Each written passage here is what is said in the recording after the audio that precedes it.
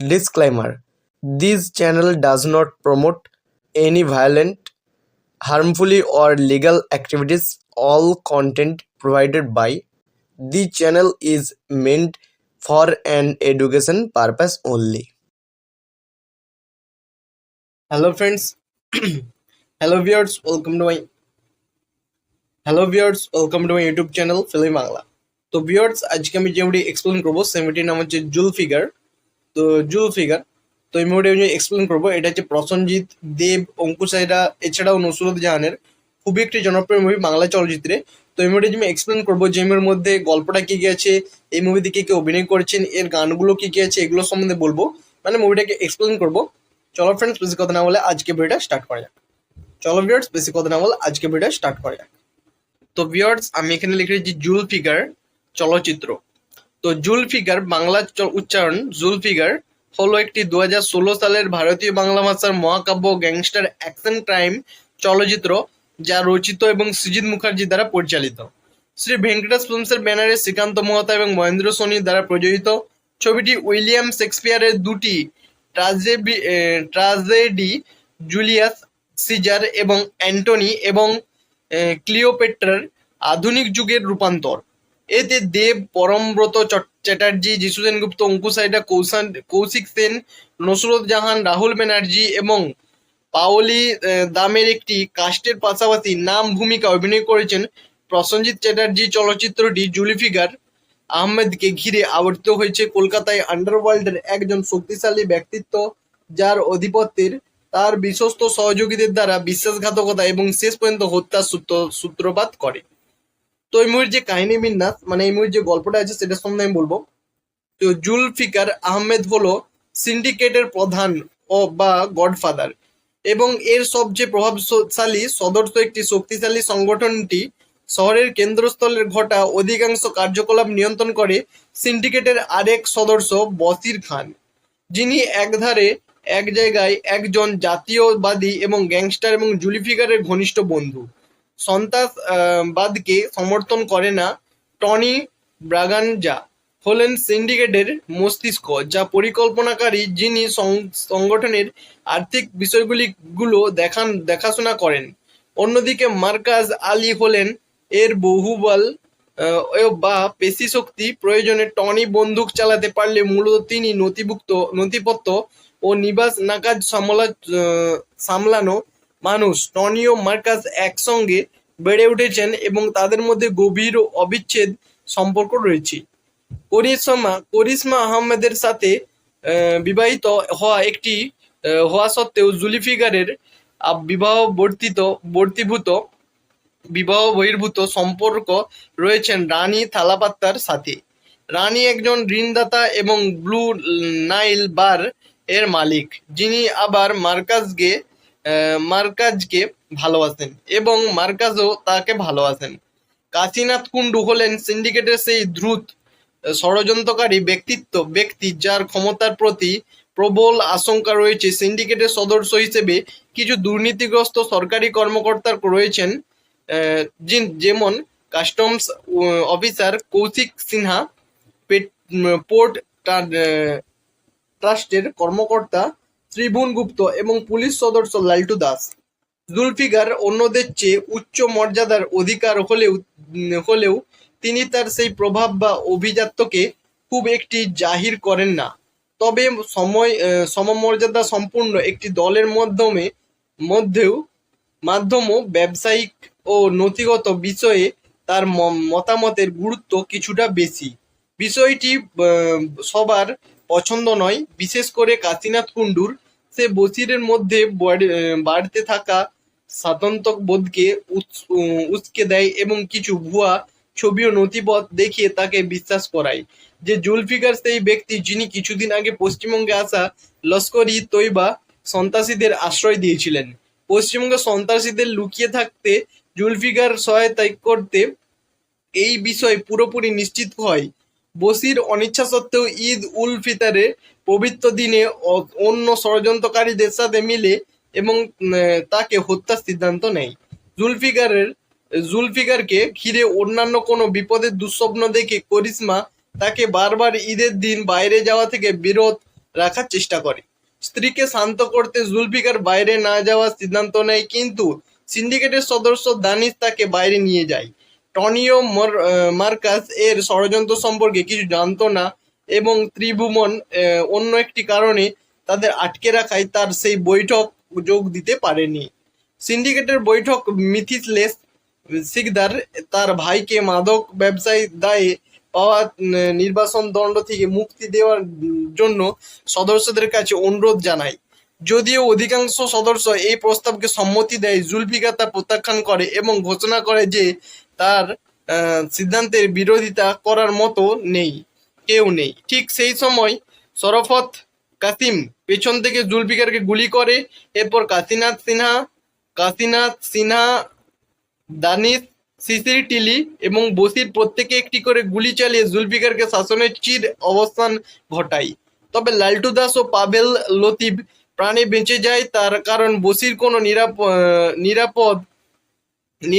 নিরপরাধ ব্যক্তিকে হত্যা করতে চায়নি।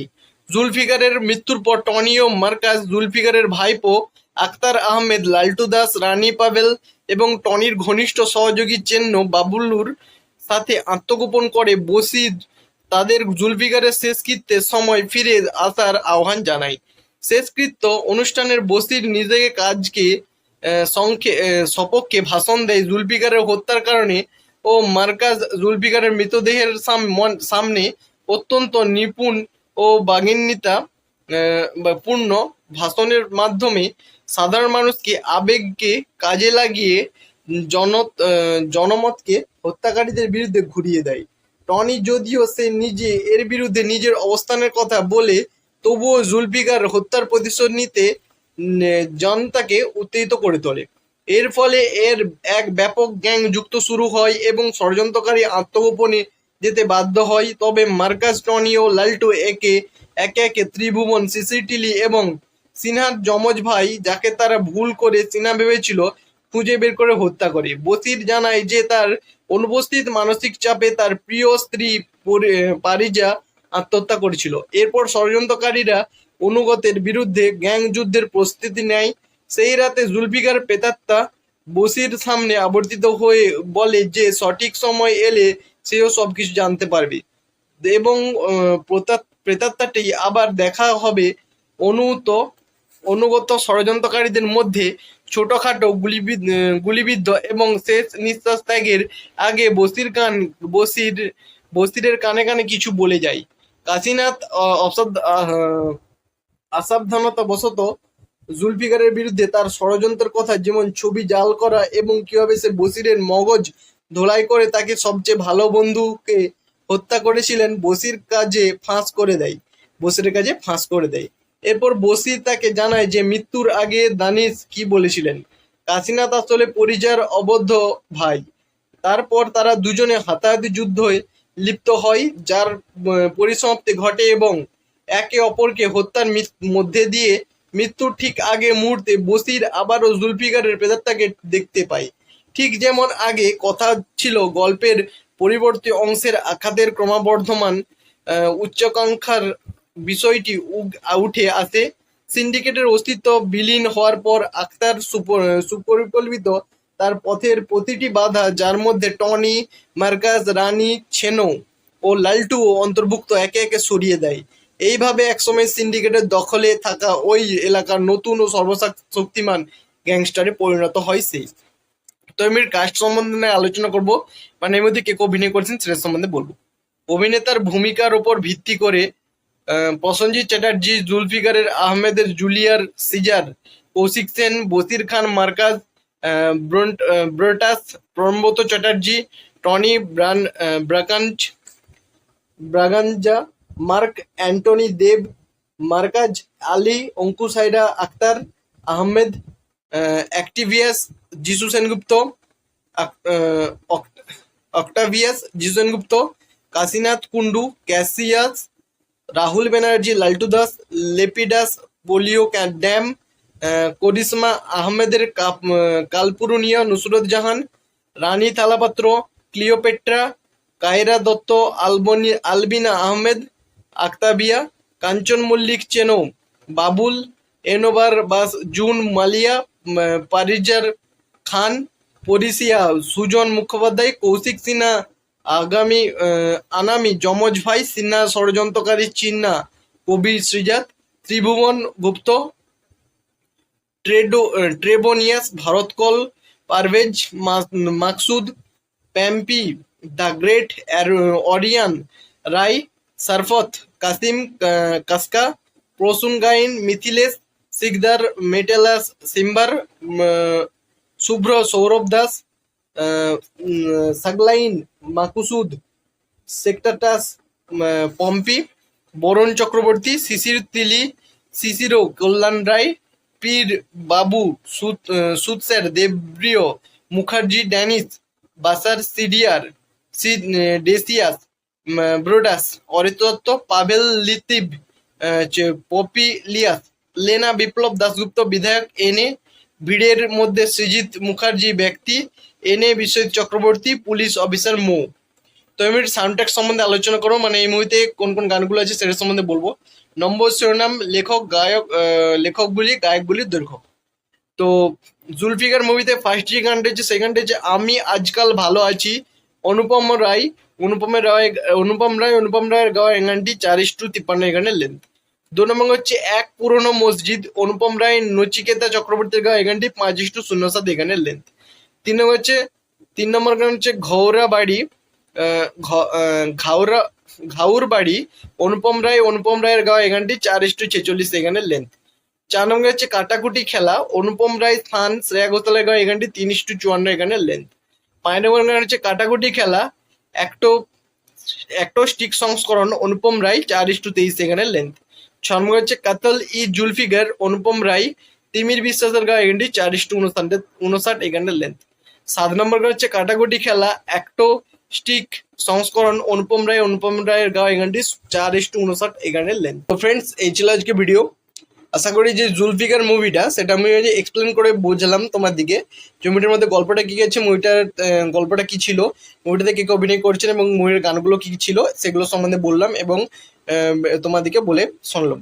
তো ফ্রেন্ডস, এই ছিল আজকে ভিডিওটা যদি ভালো লাগে থাকে তো প্লিজ ভিডিওতে একটা লাইক করবে। চ্যানেলে যদি কোনো বন্ধু নতুন থাকো প্লিজ চ্যানেলটাকে সাবস্ক্রাইব করে পাশে থাকা বেল আইকনটাকে দেবে অল সিলেক্ট করবে। যখনই আমি কোনো ভিডিও আপলোড করবো সর্বপ্রথম কিন্তু নোটিফিকেশনগুলো তোমাদের কাছে পৌঁছাবে।